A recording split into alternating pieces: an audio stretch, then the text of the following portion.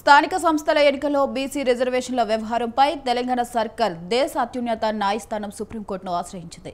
స్థానిక సంస్థల ఎన్నికల్లో బీసీలకు 42% రిజర్వేషన్లు కల్పిస్తూ ప్రభుత్వం జారీ చేసిన జీవో 9పై తెలంగాణ హైకోర్టు స్టే విధిస్తూ మధ్యంతర ఉత్తర్వులు జారీ చేసింది.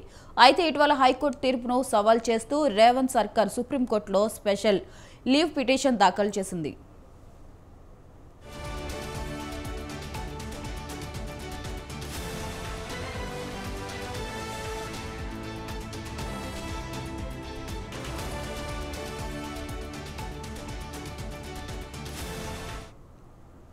అయితే ఆ పిటిషన్ తాజాగా సుప్రీంకోర్టు రిజిస్టర్లో లిస్ట్ అవడంతో ఇవాళ ధర్మాసనం ఎదుట విచారణకు రానుంది. కాగా రిజర్వేషన్లపై 50% పరిమితి విధిస్తున్నట్లు రాజ్యాంగంలో ఎక్కడా నిబంధనలు లేవని సుప్రీంకోర్టే చెప్పిందంటూ తెలంగాణ ప్రభుత్వం తరపున లాయర్లు వాదిస్తున్నారు. ఇక రాష్ట్రాల్లో రిజర్వేషన్ల అంశాలను కూడా స్పెషల్ లీవ్ పిటిషన్లో కూడా ఏజీ సుదర్శన్ రెడ్డి ప్రస్తావించారు. ఈ క్రమంలోనే స్థానిక సంస్థల్లో బీసీలకు 42% రిజర్వేషన్లపై సుప్రీంకోర్టు ఇచ్చే తీర్పుపై యావత్ తెలంగాణ ప్రజలతో పాటు బీసీ సంఘాల నాయకులు, ప్రధాన రాజకీయ పార్టీలు ఉత్కంఠగా ఎదురుచూస్తున్నాయి. ఇక ఈ అంశంపై మరింత సమాచారం మా కరెస్పాండెంట్ ఉషా ఫోన్ ద్వారా అందిస్తారు. ఉషా, చెప్పండి. వైశాలి, బీసీ 42% రిజర్వేషన్ అంశానికి సంబంధించి ఈ నెల 9వ తారీఖున హైకోర్టు స్టే విధిస్తూ ఉత్తర్వులు అయితే జారీ చేసింది. ఈ అంశానికి సంబంధించి ఆర్డర్ కాపీ రావడంతో తెలంగాణ రాష్ట్ర ప్రభుత్వం సుప్రీంకోర్టులో ఈ స్టేని ఛాలెంజ్ చేస్తూ సుప్రీంకోర్టులో పిటిషన్ ఏదైతే స్పెషల్ లీవ్ పిటిషన్ అయితే దాఖలు చేసుకుంది. ఈ రోజు రిజిస్ట్రీలో కేసుకి సంబంధించినటువంటి పూర్వపరాలన్నీ పరిశీలించిన మీదట కేసుకు సంబంధించి ఆర్గ్యుమెంట్స్ జరగబోయే అవకాశం ఉన్నట్టుగా అయితే తెలుస్తుంది. మొత్తం మీద స్థానిక సంస్థల ఎన్నికల్లో బీసీలకు 42% రిజర్వేషన్ కల్పిస్తూ ప్రభుత్వం జారీ చేసినటువంటి జీవో 9, జీవో 41, జీవో 42 ఈ 3 అంశాల మీద మాత్రమే తెలంగాణ హైకోర్టు స్టే విధించింది. కాబట్టి మధ్యంతర ఉత్తర్వులు కూడా జారీ చేసింది. అయితే ఇటీవల హైకోర్టు ఇచ్చినటువంటి తీర్పులు ఏవైతే ఉన్నాయో వీటన్నిటిని కూడా రేవంత్ సర్కార్ సుప్రీంకోర్టులో స్పెషల్ లీవ్ పిటిషన్ ద్వారా ఛాలెంజ్ చేసింది. మొత్తం ఆ పిటిషన్ తాజాగా సుప్రీంకోర్టు రిజిస్ట్రీలో లిస్ట్ అవడంతో ఇవాళ ధర్మాసనం ఎదుట విచారణకు రానుంది. రిజర్వేషన్లపై 50% పరిమితి విధిస్తున్నట్టు రాజ్యాంగంలో ఎక్కడా నిబంధనలు లేవని సుప్రీంకోర్టే చెప్పిందంటూ తెలంగాణ ప్రభుత్వం తరపు లాయర్లు వాదించనున్నారు. ఇక పలు రాష్ట్రాల రిజర్వేషన్ అంశాలు ఏవైతే ఉన్నాయో వాటన్నిటిని కూడా ఉదాహరణగా ఇక్కడ వివరించే అవకాశం ఉన్నట్టుగా అయితే తెలుస్తుంది. స్పెషల్ లీవ్ పిటిషన్ లో కూడా ఏజీ సుదర్శన్ రెడ్డి ప్రస్తావించారు. ఈ క్రమంలోనే స్పెషల్ లీవ్ పిటిషన్ లో ఏజీ సుదర్శన్ రెడ్డితో పాటు అభిషేక్ మను సింగ్ ఇద్దరు కూడా ఆర్గ్యుమెంట్స్ చేయబోతున్నట్టుగా అయితే తెలుస్తుంది. ఈ క్రమంలోనే స్థానిక సంస్థల ఎన్నికల్లో బీసీలకు 45% రిజర్వేషన్లు సుప్రీంకోర్టు ఇచ్చే తీర్పుపై యావత్ తెలంగాణ ప్రజలతో పాటు బీసీ సంఘాల నాయకులు, ప్రధాన రాజకీయ పార్టీలు ఉత్కంఠగా ఎదురు చూస్తున్నట్టుగా అయితే తెలుస్తుంది. మొత్తం మీద సుప్రీంకోర్టులో ఎప్పుడెప్పుడా అని చూస్తున్నటువంటి stay challenge petition special leave petition ఏదైతే ఉందో ఈ రోజు హీరింగ్ వచ్చేటట్టుగా అయితే ఉంది.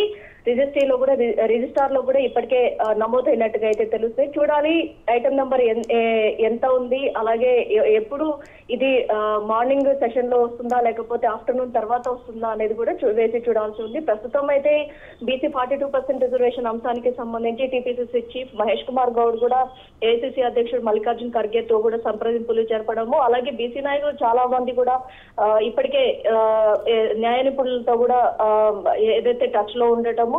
ఇక్కడ హైకోర్టులో కేసు ఉన్నప్పుడు కూడా చాలా వరకు వాగిటి శ్రీహరి, కొండా సురేఖ, అలాగే పొన్నం ప్రతి ఒక్కరు కూడా హైకోర్టు స్టేలో న్యాయ నిపుణులు కూడా కలవడము, చాలా వరకు కూడా బీసీలకు ఎలాగైనా సరే 42% రిజర్వేషన్ అమలుకు ప్రయత్నిస్తున్నాము అన్న కోణంలో కూడా బీసీ మంత్రులు చాలా వరకు కూడా ఢిల్లీ టు హైదరాబాద్ చాలా వరకు కూడా ఈ కేసులకి సంబంధించి పర్యటనలు కూడా మనం చూసుకోవచ్చు. ప్రస్తుతం ఈ అంశానికి సంబంధించి సుప్రీంకోర్టులో ఉన్నటువంటి ఈ ఇష్యూ ఏదైతే ఉందో ఈ ఇష్యూకి సంబంధించి ఎలాంటి తీర్పు సుప్రీంకోర్టు ఇవ్వబోతోంది, ఒకవేళ సుప్రీంకోర్టు హైకోర్టులోనే తెలుసుకోండి అంటుందా మళ్ళీ, లేకపోతే సుప్రీంకోర్టులో ఈ వాదనలు వింటుందా అనేది కూడా సర్వత్రా ఉత్కంఠగా ఉందనేసి తెలుస్తోంది.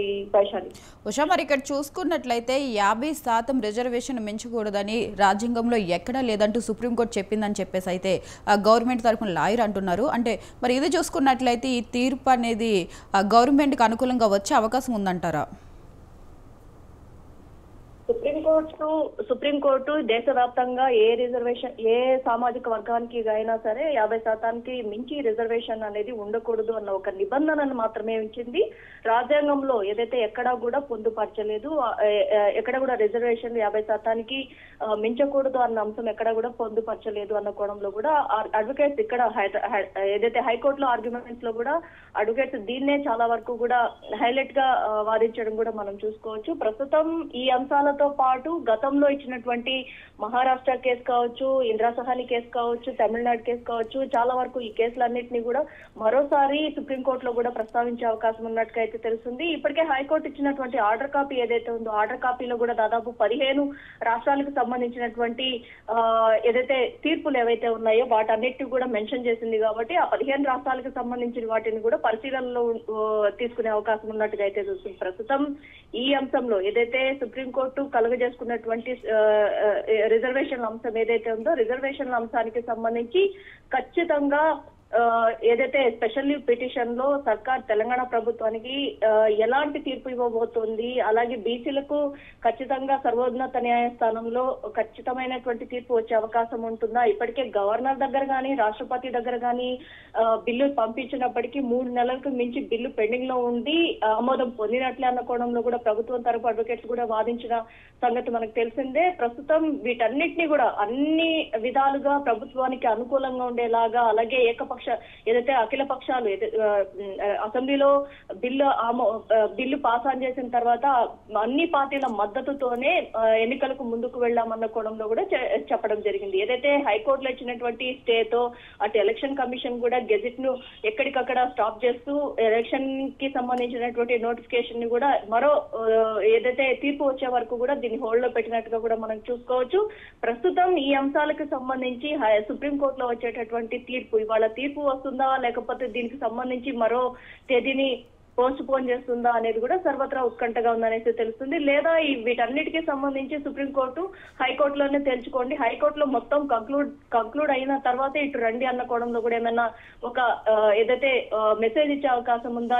ఎలాంటి ఈ రోజు సుప్రీంకోర్టులో ఈ స్పెషల్ లీవ్ పిటిషన్ లో ఎలాంటి ఆర్గ్యుమెంట్స్ జరగబోతున్నాయి, అటు ఎలాంటి తీర్పు రాబోతోంది అనేది కూడా సర్వత్రా ఉత్కంఠగా ఉందనేసి తెలుస్తుంది. Vaishali. Right, thank you Usha, thanks for the updates.